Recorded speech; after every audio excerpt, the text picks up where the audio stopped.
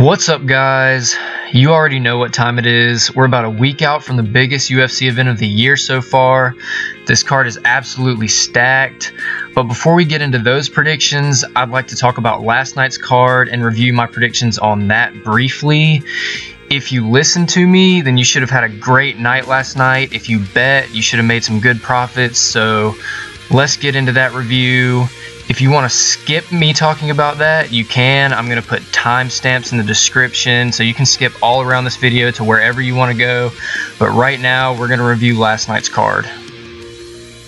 Okay, so as you can see, I picked every winner correct except for one, and I got 4 methods of victory correct.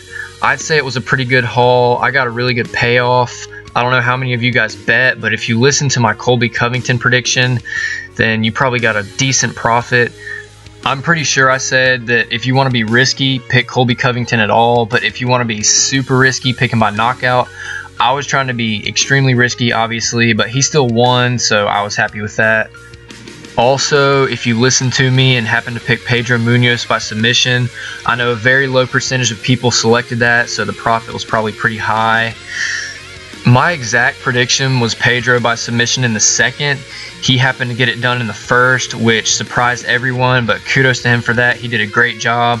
I feel like he should have gotten some type of performance of the night bonus, but that went to Derek Brunson. I guess Derek also deserved it, but it was still a great performance by Pedro Munhoz.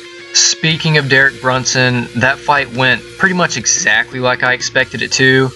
My prediction was Derek Brunson by knockout in the second, so I was giving Lyoto a round to survive, but he proved to me that I should not have given him that round. Lyoto should have stayed retired. Nothing against the man. He was a dominant fighter in his prime. He just should not have come back. He's like those old fighters that they just do not need to come back, and they don't need to hang around. So I expect Lyoto to retire after this, and I expect Derek Brunson to be propelled into the top 5 in the division. Well, that's pretty much all I wanted to talk about regarding last night's card, so now we can move on to the UFC 217 predictions. Okay, so for the first fight on the main card of UFC 217, we have Johny Big Rig Hendricks, who is an absolute shell of his former self, versus Paulo Borrachinha, who's an up-and-coming undefeated guy who's finished all of his opponents. So guys, right here we have a prime example of the UFC feeding a fairly recognizable big name to a new up-and-comer to build his name. I highly doubt that Johny will win this fight in any fashion. I don't even think Johnny's going to make weight. Look at this picture of him. He looks fat. Like, that's not Johny Hendricks. So, sadly, I think Johny Hendricks is kind of in the same boat as Lyoto. Like, he needs to retire. He's not looking too good. So my humble, honest prediction is that Paulo is going to knock out Johny Hendricks in the first round. But before we move on, I will say this. First of all, to clarify, I in no way think that Johny Hendricks could win this fight.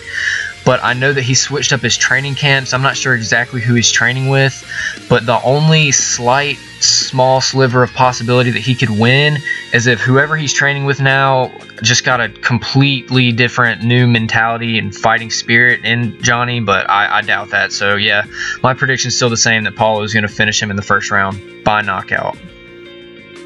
So for the next fight on the main card, we have Steven Wonderboy Thompson, who, fun fact, lives like an hour and a half away from me, versus Jorge Masvidal. And right here, we have a striker versus striker matchup. However, Steven Thompson is more of a point karate style striker. He does have knockouts on his record, but his main goal is to just get positioning in his striking. But Jorge Masvidal is more of a brawling, gritty striker who will try to knock you out and will throw hands. This fight could easily be compared to when Steven Thompson fought Robert Whittaker a while ago, in the sense that Robert is more of that gritty type brawler, whereas Steven is the point karate striker. Steven did happen to win that fight by knockout in the first round. However, I don't think this fight is going to play out like that. I think Steven is just going to dance around and get his fancy kicks, get his punches off, and he's just going to outposition Jorge in the striking. I think Steven is light years ahead of Jorge in striking. Also, if Jorge does happen to catch Steven and drop him, we all know that Steven is very durable, and I'm not being biased here. He withstood Tyron Woodley's power punches. And honestly, I think that Steven should be 13-0-2 because that second fight with Woodley was more of a draw than the first one, in my opinion. I just think they gave it to Woodley to have some type of closure. But yeah, back to this fight, I just think that Steven is a more precise striker, the better striker. So I expect Stephen Thompson to win by decision. Next up, we have our first out of 3 title fights, which is pretty cool. We have Joanna Jędrzejczyk versus Rose Namajunas.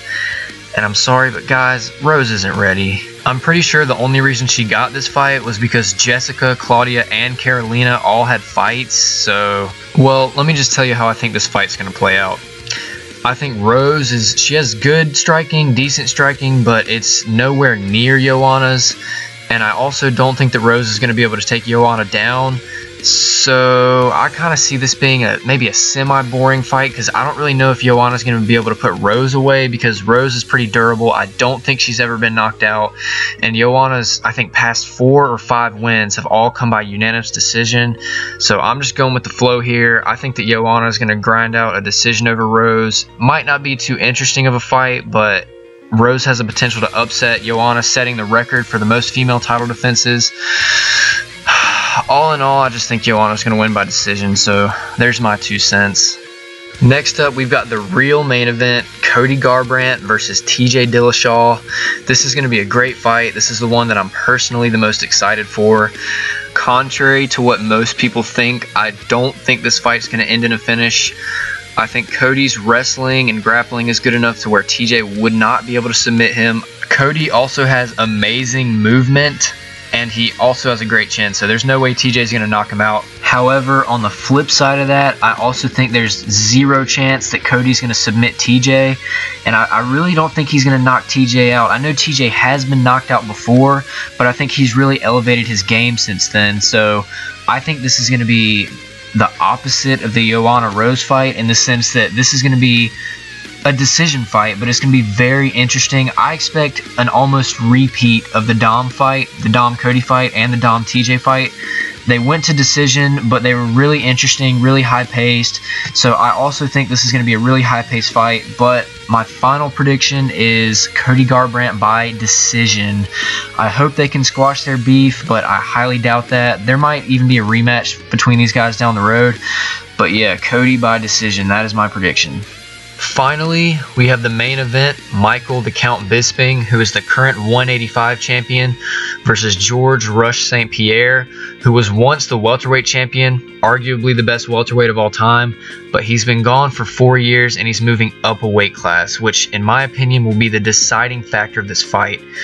I personally believe that George St. Pierre in his prime is a much better fighter than Michael Bisping in his prime.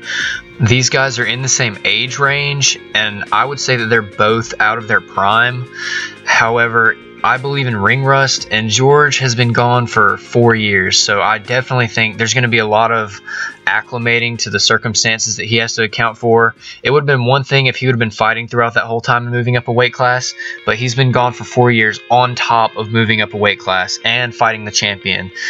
Personally, I want George to win, but I really don't see things going in his favor. I know that he's been boxing a lot lately, but I feel that if he tries to box, he's going to get knocked out.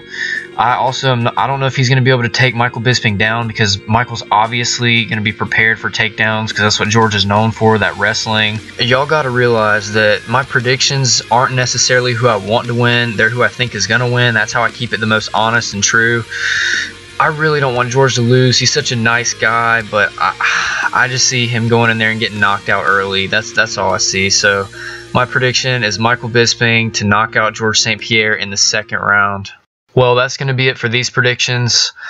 I really hope you guys enjoyed the video. I hope I can help you guys out. Really appreciate you watching it.